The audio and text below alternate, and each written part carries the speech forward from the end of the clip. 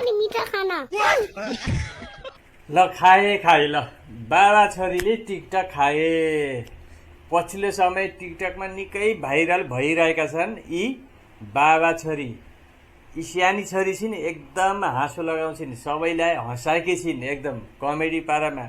बेला बेला पहिलो जान्छु भन्छन् ढोक्दिया भन्छन् अलि खास यिनलाई ढोक्दिया भनेर चिनिन्छ साडी लाएर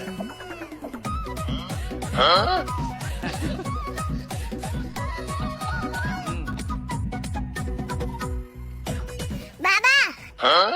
हजुर एउटा गीत गाउँछु सुन्नु है ल ल ल साडी लाएर आए भनी काँक्रा चपाइदी भनी केटे डरम डरम डरम भयो भयो छोरी भयो भयो भयो भयो भयो ए भयो र